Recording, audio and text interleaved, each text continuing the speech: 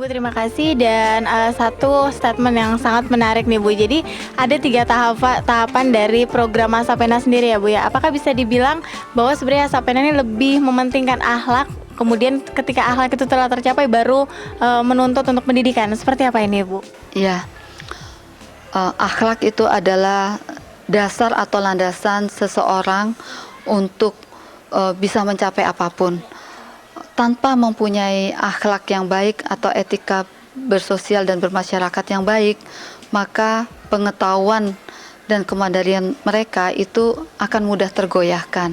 Begitu, sehingga nanti menjadi pribadi-pribadi yang tidak stabil, mudah dipengaruhi oleh orang lain dan mudah melakukan hal-hal yang tidak baik. Oleh sebab itu, di sini tahapan atau landasan yang pertama kami terapkan itu adalah pengenalan dan pengamalan untuk akhlak, moral, etika di dalam keluarga dan di dalam masyarakat.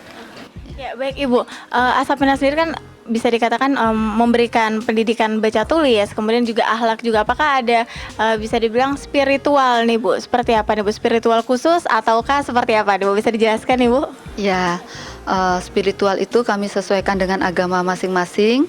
Kebetulan di Asapena ini adalah sebagian besar itu beragama Islam, sehingga di sini pendidikan agama itu kami berikan secara khusus, dan untuk memacu mereka untuk mempelajari agama selain yang diberikan oleh para relawan atau instruktur di Asapena itu, maka kami secara rutin mengadakan lomba-lomba. Misalnya hal-hal yang dasar di dalam agama, misalnya lomba membaca doa-doa atau surat-surat pendek, kemudian lomba udu gitu ya, kemudian lomba untuk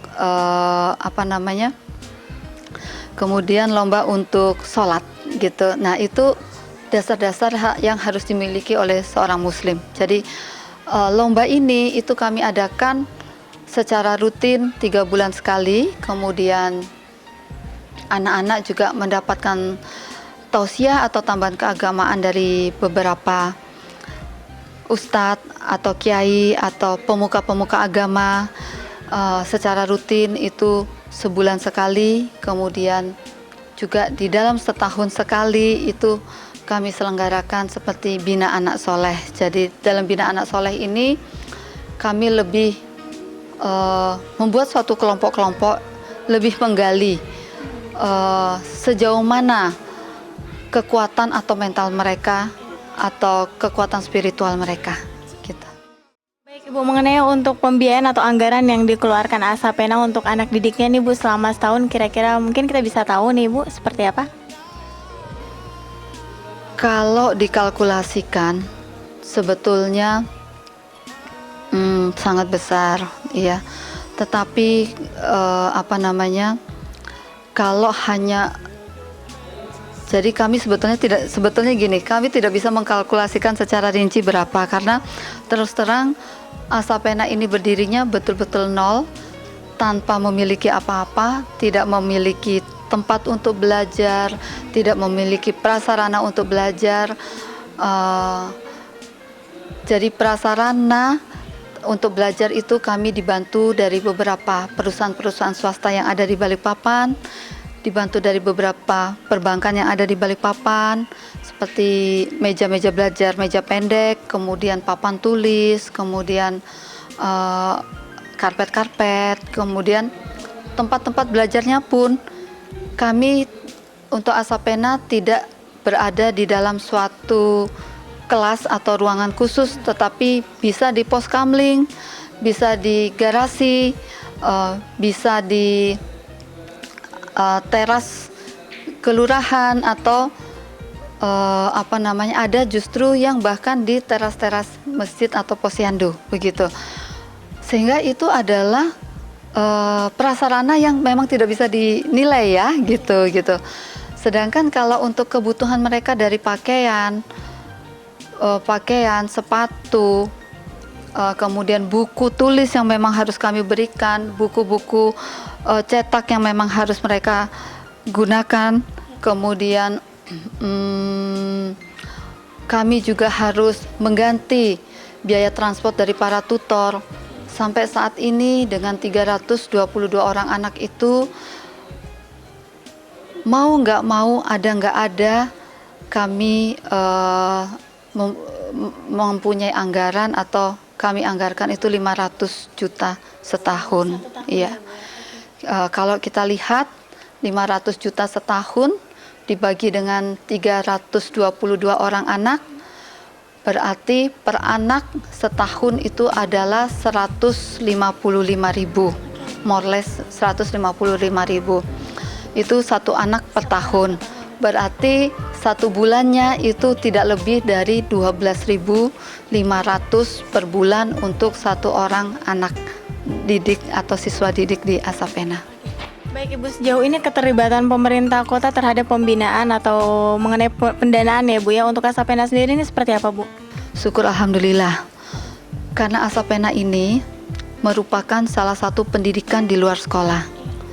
Dan seperti kita ketahui bahwa perhatian pemerintah Kota Balikpapan terhadap pendidikan itu adalah hal yang luar biasa, dan kalau kita boleh katakan itu pemerintah Kota Balikpapan itu sangat fokus ya terhadap pendidikan di Kota Balikpapan, sehingga bantuan dari pemerintah kota baik itu di dalam finansial maupun biaya-biaya anak-anak kami untuk mengikuti program paket A, B, dan C itu, kemudian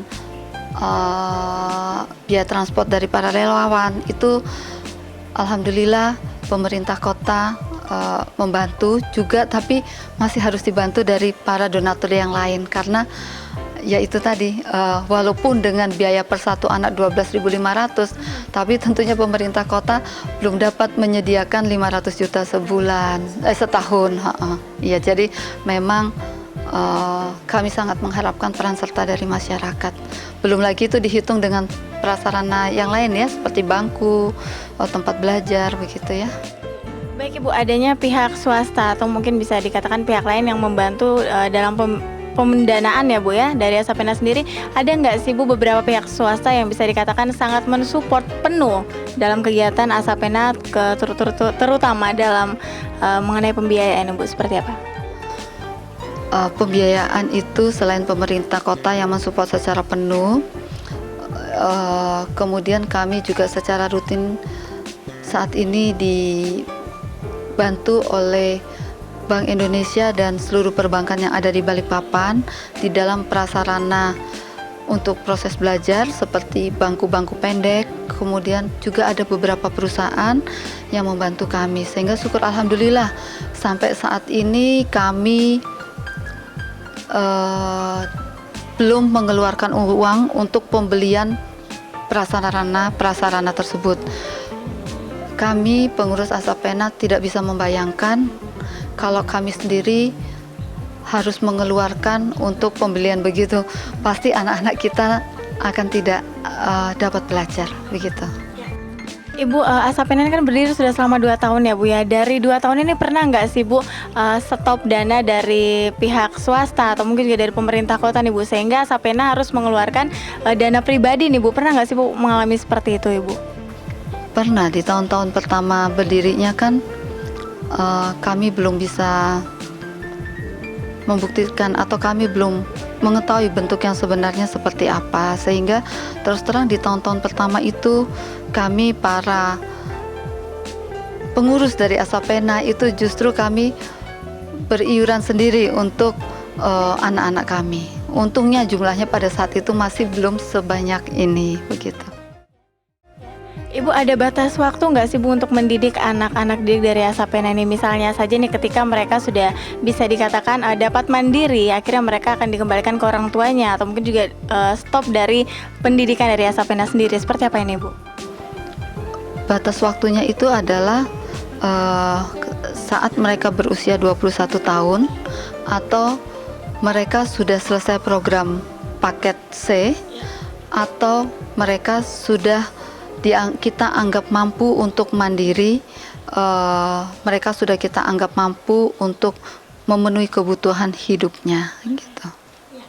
Ibu, pada 2009 ini kan Bu ya masih dalam kenyataannya masih banyak sekali di Kota Balikpapan kita temui anjal nih Bu, anjal yang bisa dikatakan belum di bawah naungan dari Asapena nih Bu. Sebelumnya mohon maaf, apakah hal ini menunjukkan bahwa adanya keterbatasan dalam Asapena sendiri atau ternyata Asapena ini kurang memantau Bu? Seperti apa nih Bu? Sebetulnya Asapena ini bukan khusus untuk anjal. Ya, jadi Asapena itu adalah konsepnya homeschooling atau sekolah alternatif untuk anak-anak yang mempunyai kebutuhan khusus, begitu ya. Kalau kita lihat di kota-kota besar itu Asapena itu homeschooling itu justru disukai atau dibutuhkan oleh orang-orang yang mampu secara pendidikan, mampu secara ekonomi, dan mampu atau mempunyai waktu gitu.